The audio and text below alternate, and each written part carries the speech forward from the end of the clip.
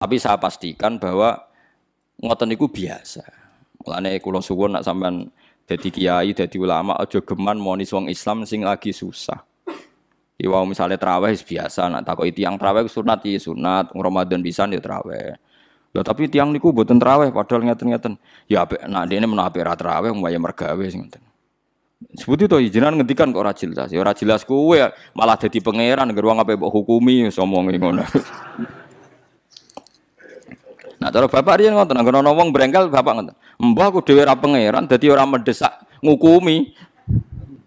Lah aku pangeran tak hukumi, ora pangeran ada ngukumi barno ora wis dari bapak. Kita ini kan ndak Tuhan, ngapain toh mendesak ngukumi orang lain? Kita tidak ahkamul hakimin jika kita. Kan kita ini anak analis, tukang analisa kowe mergo hasud, mergo drengki. Mergo kowe lagi dadi imam, dadi nak sing traweh sithik keberatan. Jajal kowe di rival kiai sing kiai iku sing makmum sithik terus kowe seneng. Wah langgar iku sing makmum sithik, pancen ra disenengi wong kiai iku. Nak sing makmum aku akeh, pancen mbok ancam ra akeh. Wape mbok ancam. Mulane kula niku biasa traweh nak teng langgar kula padahal langgar kula nu paling kathah sing traweh. Tapi iki sering tak gandani mak. Nak wonten udzur, nak wonten udzur ya mun satraweh mak mun dipaksa. Mosok Gus Ramadan pisan gak nak wonten udzur ki prei ya meniku. Ya perkara niku khase ulama iku aja sampai majibno barang sing mboten napa wajib. Itu berat. Nggih napa? Berat. Nah, mulane iki sirine kena apa Rasulullah gak tahu azan. Dadi azan be imam ku apik. Azan. Lah nek nuruti sunah Rasul lah. Nak ngono ora usah azan, mergo Nabi ku ora tahu. Azan. Edan kabeh sak donya. Nek nek kepen persis Nabi ke jogeman azan, mergo Nabi gak tahu. Azan. Dadi nak terus kowe aja dadi makmum mergo Nabi ku dadi imam.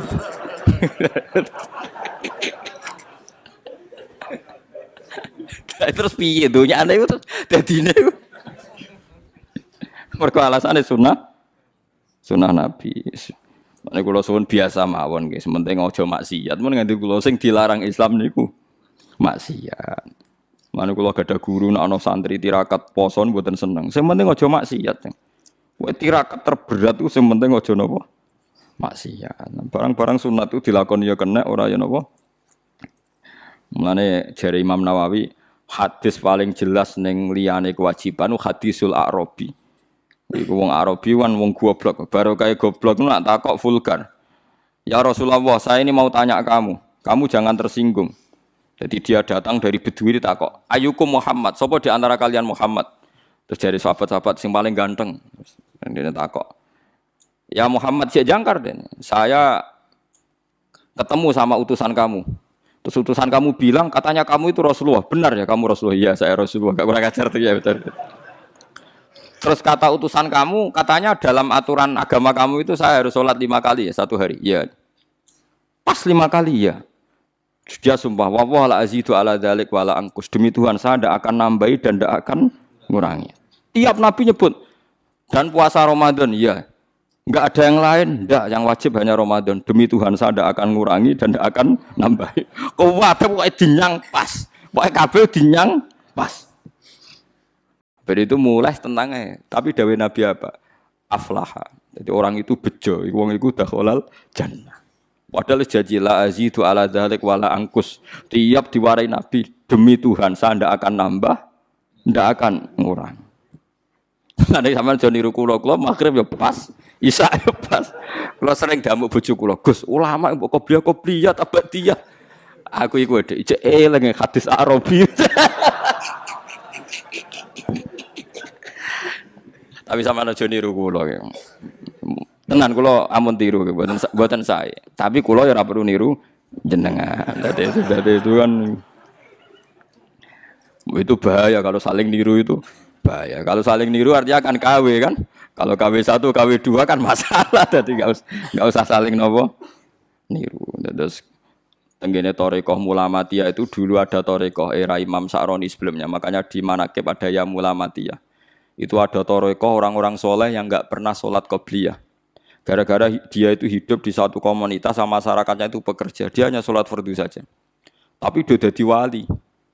Gara-gara mensyariatkan tolabul halal itu fardun ala kulli muslimin. Sementing wong do kerja golek rezeki sing nopo halal. Sakniki walian, wong korupsi bangun masjid, bisnisnya gelap apa ya senengane umroh. Jadi tolabul halal rapati diperhatekno, tapi sunnate artis rezekine komblodor yang kok hasilnya tinggu umroh. Macam-macam. Sunat-sunate ya digebut. Ya wis mbok sawalam muga disepuro pangeran. Mergo cari ruhen nak ayu pantese kok ora disiksa Gus perkara. Kula cek eling kula di kanca santri ini santri jan santri kula. Oleh kadang iki wong ya bener. Dene delok film-film Amerika lho, film-film kados. Dene senengane delok film barat, kados Titanic, Sandra Bullock, senengane delok film. Pas iku perang Irak. Dene ngakoni mbek ngaji kula, santri kula. Gus kula badhe jujur mbek jenengan, tapi ampun seneni. Tiyang Madura. Dadi nate melok ngaji kula teng mriki, ngaji mahal riyen. Apa, Jeng? Kula nak delok Jos Bus, Gus. Iku kowe tok kafir harbine, Gus. Tapi nak delok wong kafir ayu bintang-bintang film kok koyo ora harbi, Gus. Lek ora kajar. Ternyata Gus, ngukumi harbi yo butuh elek barang, Gus. Ya kita ini kan punya nafsu. Punya apa? Nafsu. Ya mulane nak kowe ana pembantu, kok mecahno piring. Iku mbok amuk mesti ra krana pecah piringe. Mergo wis mecahno piring mbek elek. Paham ki? Kowe iso ngamuk wong ayu. Mecahno piring lah. Lah saiki lho Mustofa wis iso bayar lho guyu kok. Artinya ngene, ketika kowe dedale, kenapa mus membantu mbok amuk? Lah yang nyekel piring hati-hati Gus ana tamu mecahno piring. Mesti mbek elek. Mergo umpama sing mecahno wong ayu, sing kowe berharap cintanya, kowe iso ngamuk. Berarti salah mecahno piring ta eleke? Eleke cuma ke bebas sok suci, salah ya krana mecahno apa? Piring. Ya gak usah munafik akoni. Iku nak jenenge manusa. Tekan nyebut alasan wae kadang bodoh. Saiki ana wong katokan cekak numpak GL, cahe wayu numpak cekak, numpak GL. Terus kowe anake sapa? Wong kok luput suwuk. Mergo ora dulur. Ora keluarga. Jajal iki misale anak. Gusti jalan sepurane sing jembar. Padha salah, tapi hukume itu.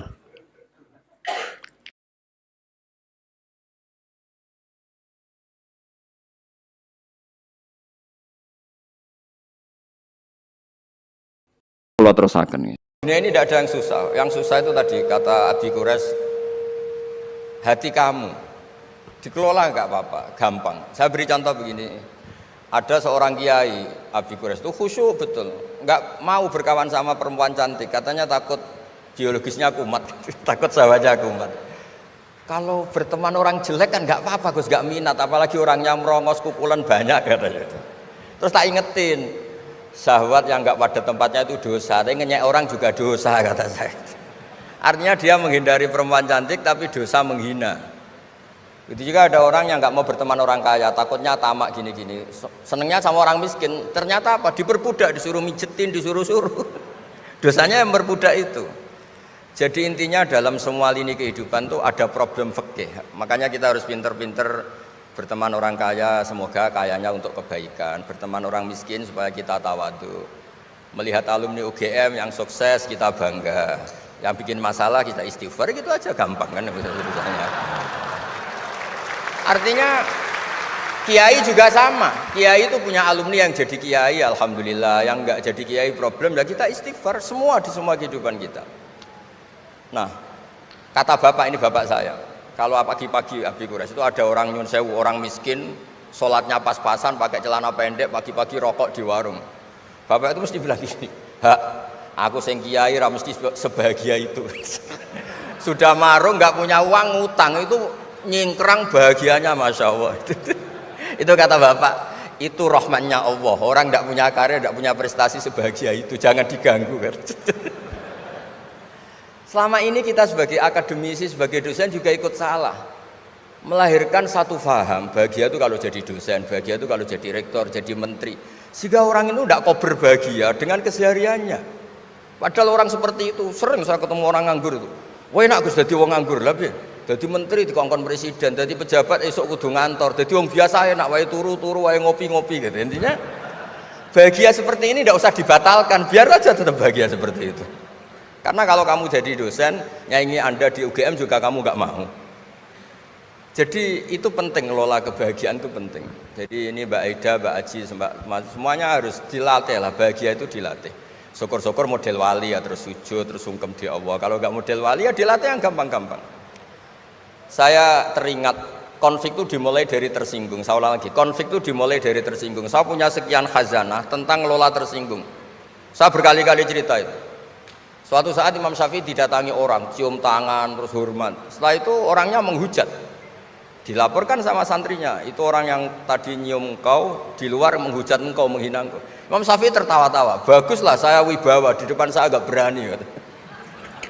Enteng saja, dianggap enteng saja. Enggak kok, wah itu khianat, itu munafik, enggak. Alhamdulillah saya wibawa, buktinya di depan saya tidak berani. Nah ini tip Bu Rektor, kalau ada yang ngerasa ini jenengan di luar, alhamdulillah di depan saya tidak berani. Jadi enteng saja. Diceritain lagi, orang separuh dari kampung ini nggak suka jenengan Imam Syafi'i karena engkau terlalu ngendikan hak. Baguslah, kalau nggak suka saya berarti nggak ngutang saya. Yang masalah tuh yang suka-suka itu bisik-bisik minta-minta. Jadi dianggap enteng saja. Kalau Anda sudah bisa ngelola konflik seperti itu, ringan saja. Ada lagi ulama disuruh ke tetangganya. Setelah datang ke rumahnya, irji fala hajata libik. Sudah kamu kembali, saya tidak butuh kamu. Setelah sampai rumah dipanggil lagi, ya saya jadi butuh kamu, silahkan ke rumah. Datang lagi sampai 3 kali. Dan setiap dari 3 itu ulama tadi senyum, senang puas sekali.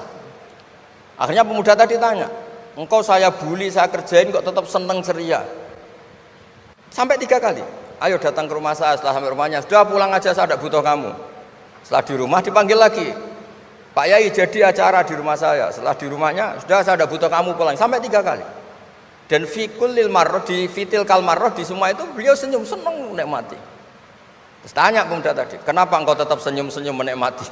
Saya ini penghamba Allah sejati, senang saya sama ajarannya Allah, disuruh menghormati tetangga. Kamu tetangga saya, minta saya datang ya datang, puas kamu nyuruh saya pulang ya saya pulang. Alhamdulillah saya jadi hamba Allah yang baik, ngikuti perintah Allah, hormat tetangga, katanya.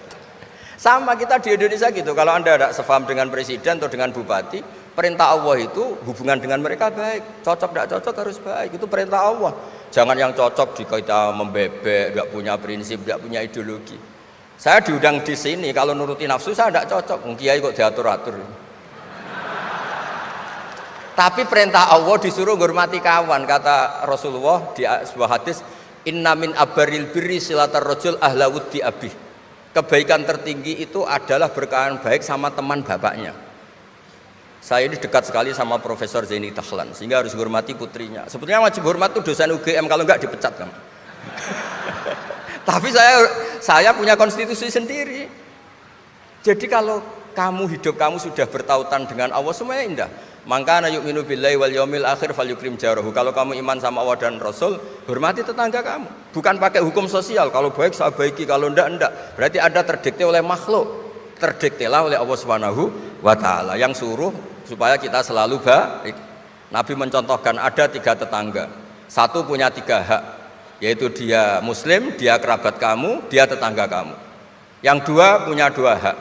Dia muslim, dia tetangga kamu, tapi tidak keluarga kamu. Yang 1 punya 1 hak, dia tidak muslim, tidak kerabat, tapi itu tetangga kamu, yaitu non muslim, juga harus baik. Suatu saat Khalilur Rahman Ibrahim ditemani orang Majusi, umurnya 70 tahun. Cerita ini ada di Ikhya, di Ar-Risalah Al-Qusyairiyah. Ya meskipun ini tidak bidang Pak Munjid, tapi referensinya saya sebut sebagai penghormatan pada UGM. Kamus keren, masa ngomong tanpa referensi itu. Nah, itu nanti ini pasar gelap kata beliau. Kalau ada kiai yang referensinya tidak banyak, kata beliau pasar gelap katanya. Saya minta makan kali ini saja. Kata Khalilur Rahman Ibrahim, hatta tuslima, kamu harus Islam dulu. Terus orang ini putus asa. Walla itu sudah pulang. Setelah sekian meter, sama Nabi Ibrahim, sama Allah. Nabi Ibrahim dikasih wahyu, ya Ibrahim, kamu tidak mau ngasih makan orang itu meskipun hanya 1 hari? Tidak, karena dia masih kafir, non muslim. Ut'imuhu ala kufri sab'ina sanatan. Itu orang sudah umur 70 tahun, tidak pernah kelaparan. Sayang Tuhan saja ngasih makan, kamu manusia tidak mau. Jadi. Terus dipanggil akhirnya, ya Majusi sini, tak kasih makan. Kenapa kamu rubah? Ditegur sama Tuhan, karena kata Tuhan, saya yang Tuhan saja, yang dikafiri dia tak kasih makan, kok kamu manusia kok ribet. Akhirnya dikasih makan. Jadi contoh-contoh muamalah kebangsaan, beda agama itu cukup, referensi kita cukup. Yang enggak cukup adalah pikiran kita yang sempit, itu masalahnya pikiran kita. Wong Islam itu kepenak, enak betul. Saya punya saudara, punya keluarga, saya tadi cerita Pak Kures. Wah itu haternya banyaknya bukan. Tapi bilang ke saya, dah Gus kita sama-sama wali. Syaratnya wali itu hanya 2, dicintai banyak orang atau dihujat banyak orang. Kalau dihujat banyak orang itu ngilangi dosa kan. Islam itu enak, dicintai orang ya ibadah, dirasani orang ngilangi apa? Dosa. Maka kamu jadi dosa. Tenang saja. Kalau mahasiswa senang energi kebaikan, kalau tidak senang ngurangi dosa, kan enak kan? Monggo jenengan milih mana? Milih banyak pecinta apa banyak yang membenci. Tapi apapun itu terus kembali ke Pak Kores tadi. Yang semuanya dari semua itu adalah Allah Subhanahu wa taala. Kalau kamu nyari ridhonya Allah, enteng semua kan? Sudah enteng betul. Menyabari orang yang menyinggung itu ya ibadah. La taghdab faradda miraran faqala la taghdab. Tersinggung enggak marah itu ibadah. Wal kadhiminal ghaidh. Jadi itulah yang harus kita latih, saya itu sering ijtihad ya, bukan dengan makna yang mutlak ijtihad biasa. Saya ini termasuk kiai yang susah diundang. Saya datang ke sini bukan sebagai UGM, Bu Ova itu putra dari Profesor Zaini. Jadi jangan GR Pak Munjid kalau saya diundang UGM terus Pak Jumawa ini undang, biasa aja.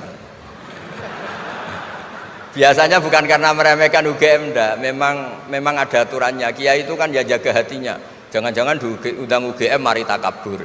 Kan ya kita mikir. Kalau nggak mau jangan-jangan takabur, diundang kok nggak mau kan ya mikir.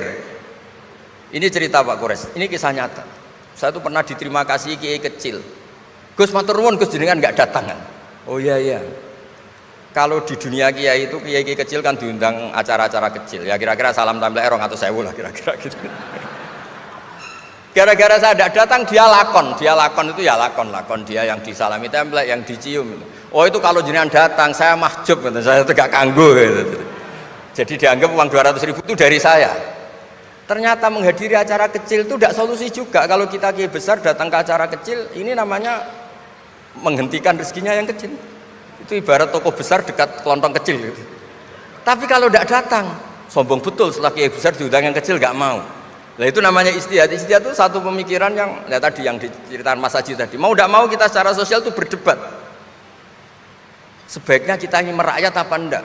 Kalau merakyat dengan tema-tema rakyat, urusannya makan, mungkin kita tidak jadi negara maju. Tapi kalau terlalu tema-tema besar, jangan-jangan lupa ngasih makan. Ya sudah, itu istihad. Ini yang terakhir saya cerita perbedaan pendapat. Dulu Al Haris Al Muhasibi itu pernah punya ide. Ini temannya Imam Ahmad, temannya Imam Syafi'i. Ya Imam Ahmad saya mau ngarang buku tentang menolak faham-faham Mu'tazilah, faham-faham yang nggak benar. Menurut Anda gimana? Jawabannya lucu. Jangan katanya. Kenapa?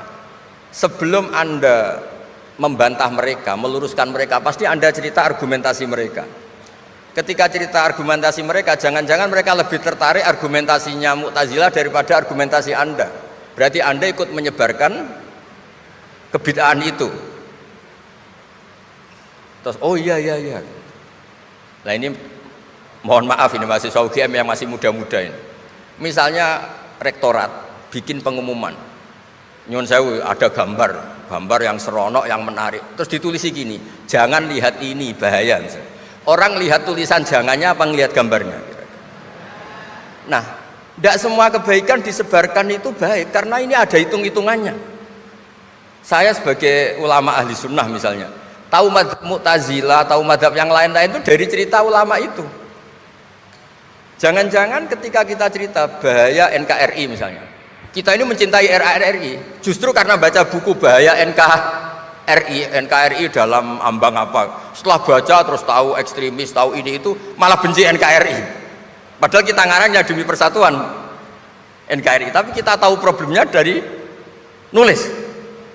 Nah itu hal-hal yang memang dalam istihad, dalam pemikiran itu, makanya saya hanya cerita yang ada di kitab, karena ini keahlian yang memang saya diundang di sini, jadi saya profesional saja.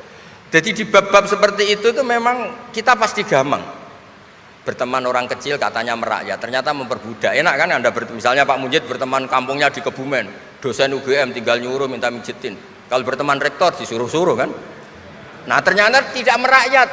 Senang berteman orang bisa disuruh, gak siap berteman atasnya. Lah gak mau berteman atasnya katanya merakyat, ternyata karena hasud, karena gak jelas semua, hidup ini gak jelas. Yang jelas hanya Allah Subhanahu wa taala. Makanya menurut ilmu tasawuf itu qulillah tsumadarhum fi khawdi ma'labun, sudahlah kembali ke Allah. Berteman orang kecil ya karena perintah Allah. Kalau karena perintah Allah pasti inginnya ikram, memuliakan. Berteman orang besar juga karena perintah Allah, supaya ada hasud, supaya Indonesia ada chaos. Kayak tadi yang didawuhkan Pak Quraisy, la imamun ghasyum khairun min fitnatin tadum. Imam yang dengan arti salah itu masih lebih baik ketimbang chaos. Karena kalau chaos lebih gak kebayang.